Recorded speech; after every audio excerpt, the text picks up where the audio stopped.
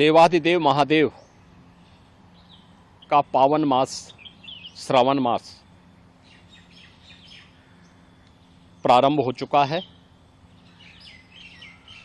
श्रावण मास की कावड़ यात्रा जग विख्यात है। पूरे देश के अंदर और ख़ास तौर पर उत्तर भारत में इस दौरान शिव भक्त महादेव के अनुष्ठान में लीन होकर के सभी शिवालयों में जलाभिषेक के साथ अपनी असीम भक्ति का प्रदर्शन करते हैं।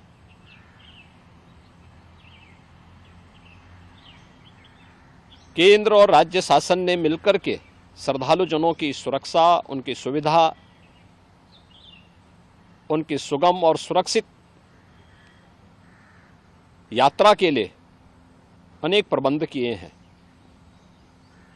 कहीं कोई दिक्कत न हो, कहीं कोई अव्यवस्था न फैले, कोई भी उनकी आस्था के साथ खिलवाड़ न करने पाए, इन सब बातों का ध्यान में रख करके प्रयास प्रारंभ किए गए हैं। लेकिन हमें इस बात जरूर ध्यान में रखना होगा, मैं सभी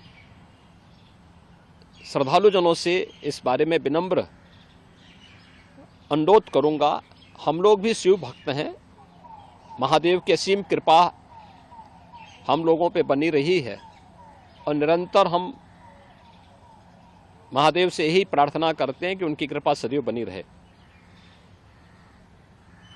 कोई भी पर्व और त्योहार, कोई भी साधना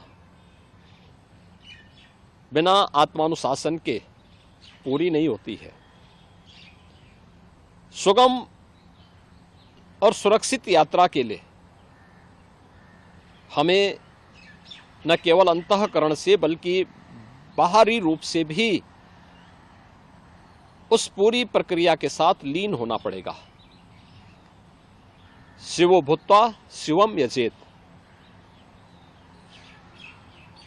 शिव बनने के लिए शिव जैसी साधना भी चाहिए, उस प्रकार का आत्मानुशासन भी चाहिए, और तब यह कावड़ यात्रा न केवल श्रद्धा और विश्वास की प्रतीक के रूप में बल्कि आम जन के व्यापक विश्वास की प्रतीक बनकर के उभरेगी। जैसा कि इस समय हम लोग देख रहे हैं माहौल कि असीम श्रद्धा भाव के साथ जनता जनार्दन समाज के अलग अलग तबके के लोग उनकी सेवा के लिए तत्परता के साथ कार्य कर रही है। और सरकार ने भी अपने स्तर पर न केवल बेहतरीन पेट्रोलिंग के माध्यम से, स्वच्छता के माध्यम से, स्वास्थ्य की व्यवस्था के माध्यम से शिविर लगा करके भी अनेक प्रयास प्रारंभ किए हैं और आवश्यकता अनुसार ड्रोन और हेलीकॉप्टर से निगरानी और पुष्प वर्षा की व्यवस्था भी इसके लिए की है।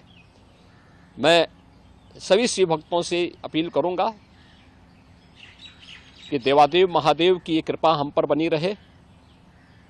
हम व्यवस्था के साथ जोड़ करके इस पूरी यात्रा का न केवल आनंद लें बल्कि पूरी श्रद्धा और विश्वास के साथ आत्मानुशासन का परिचय देते हुए